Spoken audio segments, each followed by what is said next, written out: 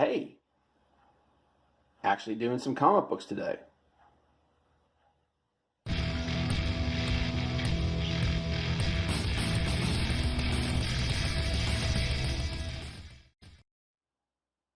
Hey, what's up, everybody? It's your boy CBB here, and I'm actually going to do a comic book review today because who would have ever thought you'd do a comic book review when your name's Comic Book Bob? Yeah. Anyway, um, the latest edition of Doomsday Clock came out last week. That's issue number 8 right there.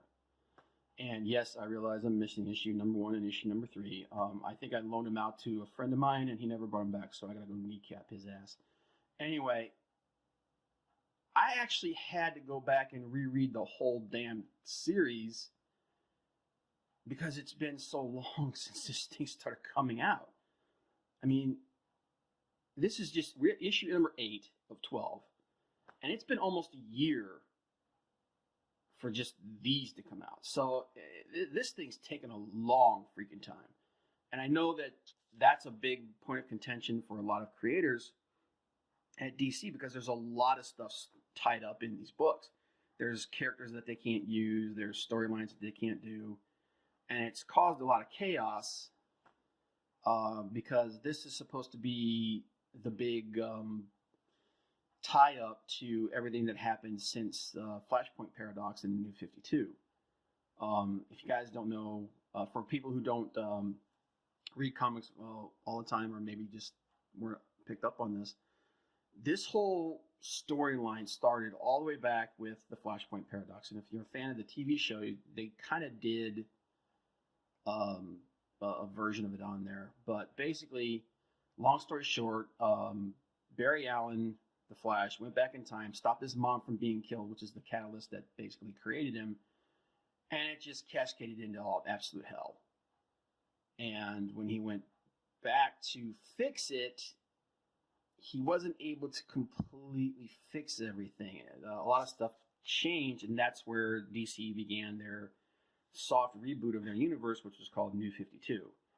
And New 52 was pretty controversial. It was basically Dan DiDio's baby, and it was largely disliked.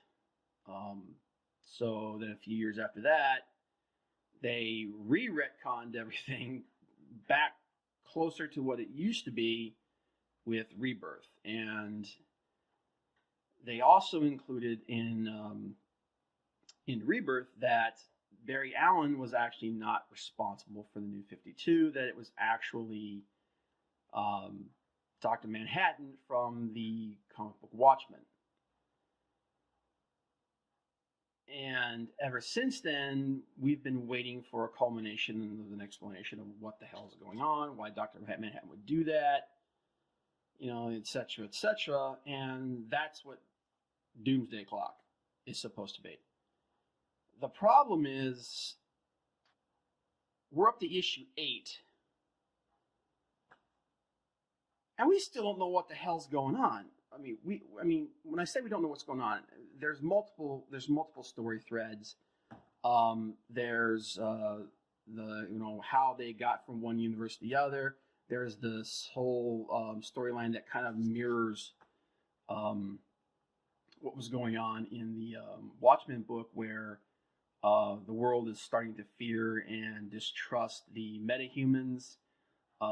There's this thing going around the Superman myth or Superman theory, and a lot of people thought it was Lex Luthor that put it forward. He claimed that it wasn't. There's a big fight going on between Lex Luthor and Bruce Wayne about research on the metahuman gene, because Lex Luthor obviously wants it so he can control it. Bruce is trying to protect it. And if you've ever read the Watchmen storyline, you know that basically the main villain in that, Ozymandias, tricked humanity into coming together and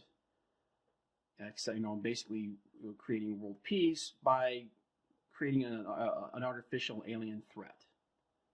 In the movies, he made it look like Dr. Manhattan went rogue, because Dr. Manhattan is this godlike being. But either way, regardless of which version of the story you're going with, Ozymandias lied. He basically manipulated mankind, killed millions of people to do it, to basically save the world from itself. So, um, so there's a storyline going on in this book that kind of mirrors the world going a little crazy. It's kind of the way they did in Watchmen. And Adrian Vecht, who is Ozymandias, comes up with this plan to go find John, aka Dr. Manhattan, and get him to help him fix everything. Or I guess that's what I think that's what the storyline is. Like I said, it's a little confusing. Along the way, he tries to bring in these new characters. This is the mime and marionette. He brings them with him because he's trying to exploit John's weakening humanity. He's trying to remind him of his humanity to get him to do what he says. Yada yada yada. Anyway, long story short, too late. We're up to issue 8 of 12. There's only 4 issues left. And there's all these little threads through this that haven't come to fruition yet, where they're using members of the Justice Society. It looks like that Dr. Manhattan, sorry about that, I gotta scratch my arm, the camera's gonna shake like crazy. Dr. Manhattan is manipulating events to prevent certain people from coming in to stop him or something. I don't know. He's basically being a villain, and which is kind of weird because Dr. Manhattan wasn't a villain. He was kind of indifferent because he began to lose his connection to humanity because of his damn near godlike status. But he wasn't evil, but he's done some really nasty stuff to people, which they haven't explained yet. And I'm kind of wondering how they're going to wrap this up in 4 books. There's only 4 books left. And it's really starting to... I'm really getting this I'm getting this feeling that they might actually try to make another series to finish the whole, why the hell this happened during Flashpoint and why he did this and what his motivation for it was. Because in the Watchmen, he said he was going to go create his own universe. But that's not what he did here. He basically co-opted the DC universe, the DC proper, and manipulated it in whatever ways he wanted to. I don't know. Like I said, I don't understand where the end game of this is going. Supposedly it all stems around Superman, which makes sense because Superman is the hero. But they didn't even get to Dr. Manhattan until issue 7. So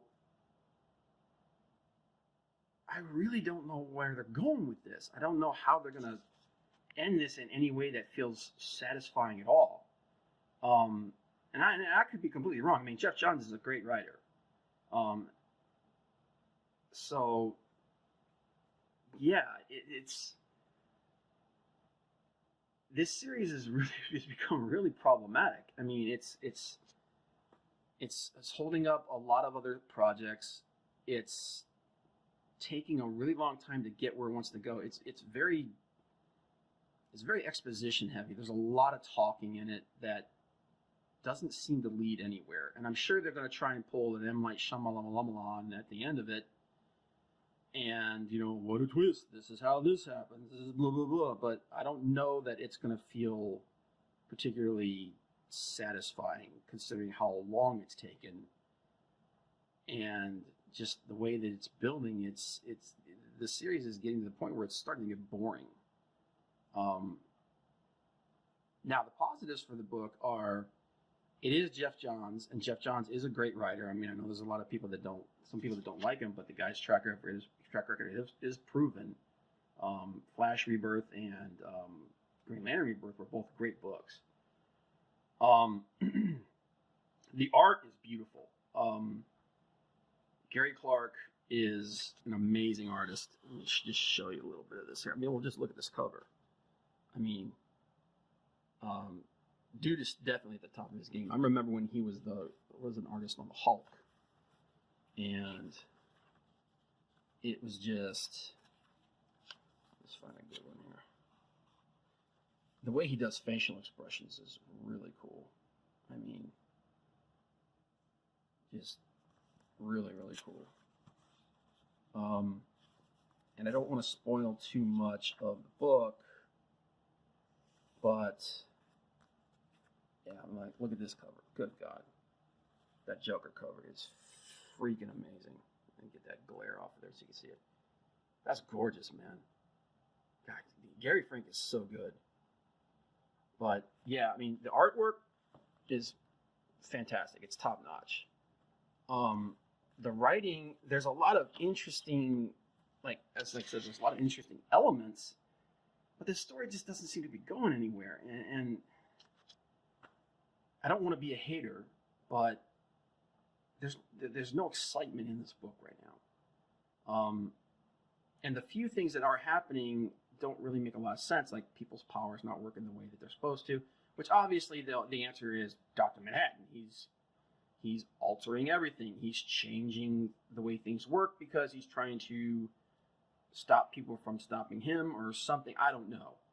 I get the weird feeling that there's going to be like I said, a big like M. Night Shyamalan twist at the end where it's not just Dr. Manhattan, that somebody else is messing with things too, and like a lot of the bad things that have happened, such as like certain, like in one of the things that happens is Firestorm's powers. He does something he's not supposed to be able to do, which leads people to being scared of humans even more, and it's stuff like that that's just like, okay, why would he do that? That's just cruel and evil. And Dr. Manhattan, even though he's indifferent, he's not cruel. You know, he's anything but. So, Doomsday Clock's an interesting. It's so far. I'm not upset that I picked it up, but I'm really wondering how this thing is going to end in any kind of a satisfying way.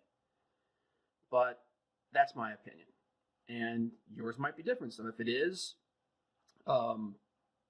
leave a comment below. Tell me if you agree with me, if you disagree with me, what you like about the series, what you don't like about it. Yeah, if you're so inclined, hit the subscribe button, hit the like button, please. That's the only way that this is going to keep going. But yeah, I plan on doing a lot more comic book reviews.